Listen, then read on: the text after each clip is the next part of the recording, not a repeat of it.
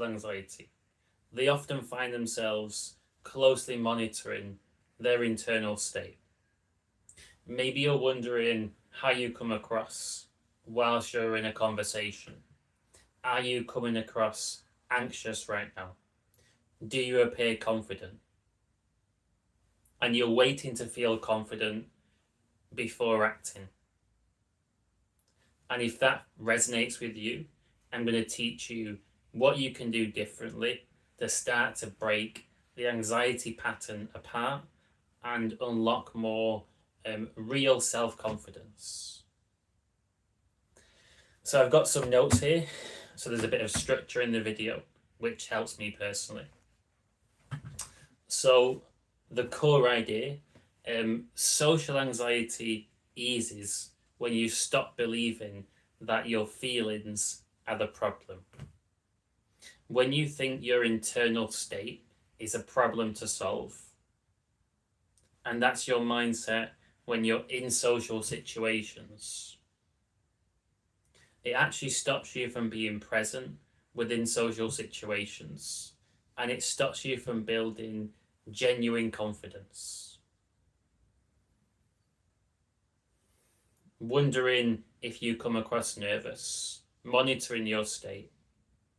It only takes you away from the here and now, and it keeps the anxiety pattern alive.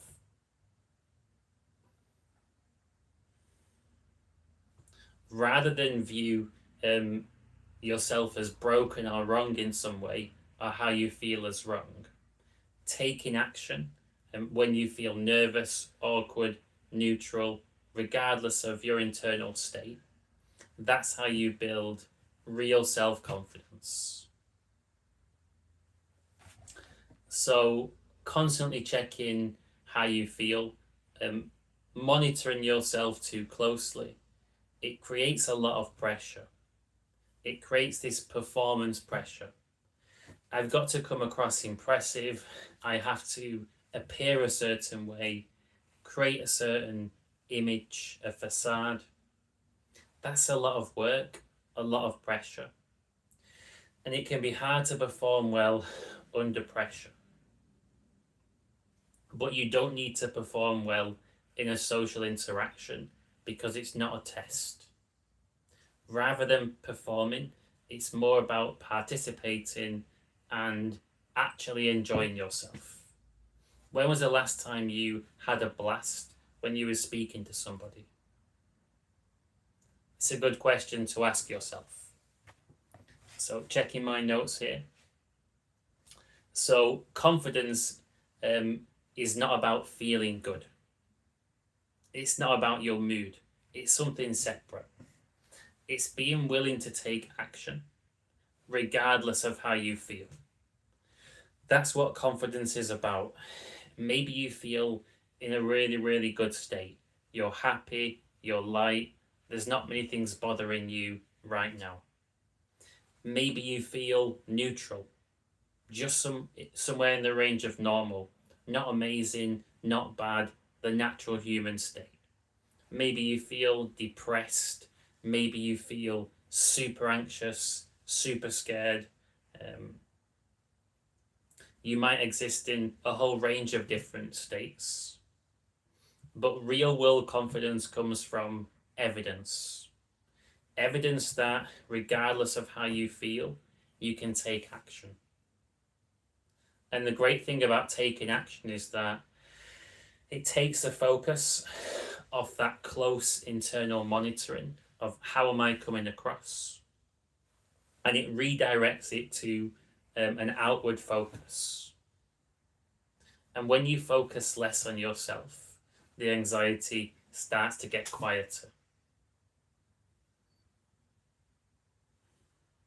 Suddenly, it's more of a shared experience, and your own issues, they matter less.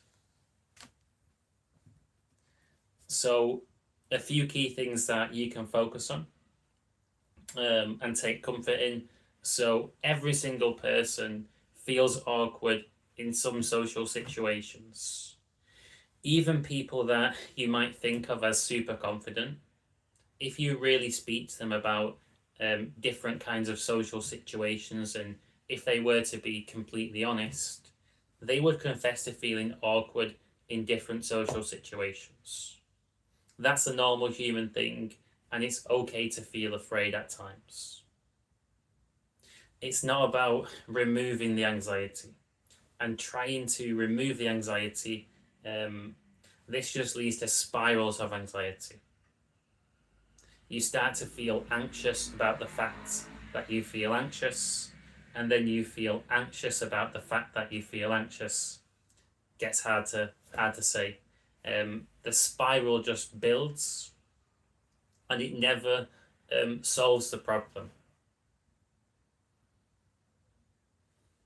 It makes it somehow feel invalid or wrong to feel anxiety, but your nervous system has a right to feel anxiety.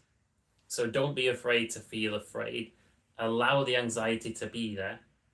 Don't judge it. Don't judge yourself, but take action regardless. And over time, when you behave in this way, the levels of anxiety tend to go down anyway.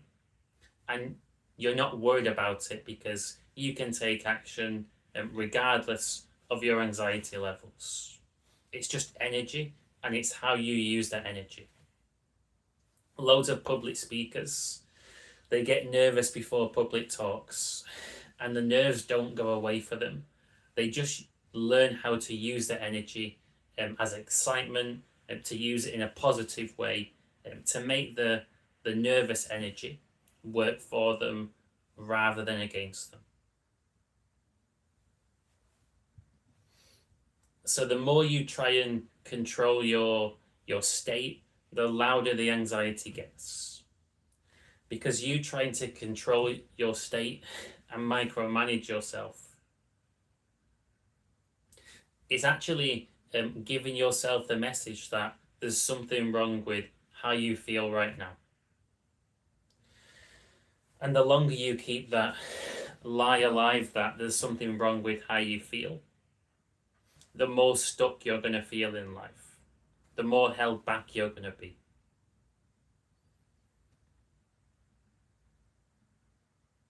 The more you can accept and work with how you feel right now, the easier things are going to get, the less pressure you're going to be carrying around with you. So a practical shift, something that you can start today, this week, and really start to break apart this anxiety. So become aware of when you're self-monitoring. Maybe you're in a conversation at work and you notice yourself thinking, how am I coming across right now? Am I coming across confident? And when you notice that self-monitoring, you want to switch from self-monitoring to outward focus. Replace that thought of how am I coming across right now with what am I curious about in this conversation? What can I ask? What question do I want to ask? Ask that question. Take the action. Instead of thinking, do I look nervous right now? Think, how can I add value to this conversation that I'm in right now?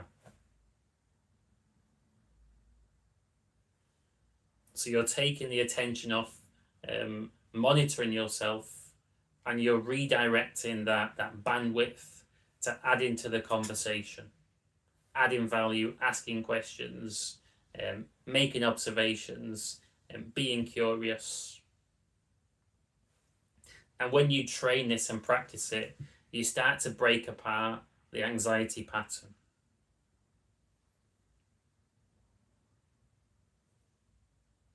And self-monitoring creates so much anxiety. Imagine that you had someone next to you that was psychoanalyzing how you're coming across. They were looking at your facial expression, your body language, analyzing, watching super closely, scrutinizing, that would create a lot of anxiety. So when you're self-monitoring, you're actually doing that to yourself.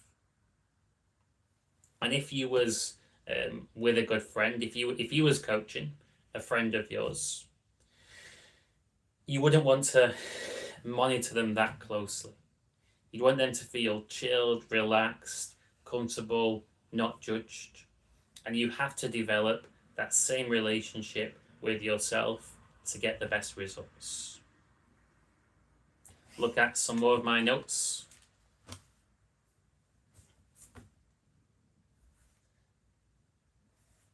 So you could challenge yourself this week to ask a really, really, really simple question. So don't focus at all on feeling confident. You can put your feelings to one side and try and ask a simple question in a conversation, such as, how's your day going? Doesn't need to be fancy, doesn't need to be witty, doesn't need to seem super smooth, super clever. It's just about talking and letting yourself feel however you're supposed to feel right now. No self-judgment.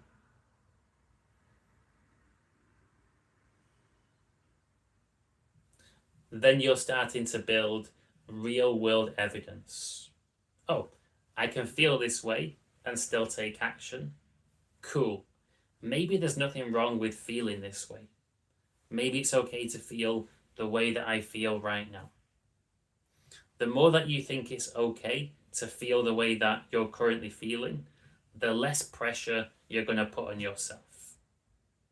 The more mental bandwidth you're going to actually have in the conversation.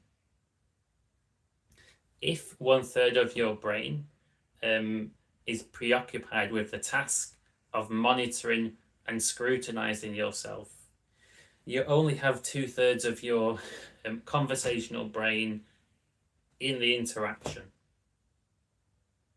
Imagine having your full bandwidth in the conversation. Not being stuck in your head, being present in the moment. You'd have so much better conversations. Less control, more allowing. Real conversations, real connections, social ones, as opposed to conversations with an agenda, like a business conversation. Human connection is supposed to happen organically. You don't need to be driving the conversation. You don't need to be performing, controlling. It's more about participating and not thinking too far ahead, just allowing it to go in the direction that it's supposed to flow in. If you're meant to be a bit awkward right now, be a bit awkward right now.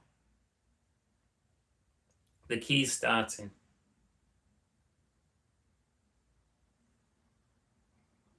And when you stop worrying about how you feel, you stop judging it as much, your feelings actually flow a lot better. You feel more resilient, you feel stronger, less pressure to control your state.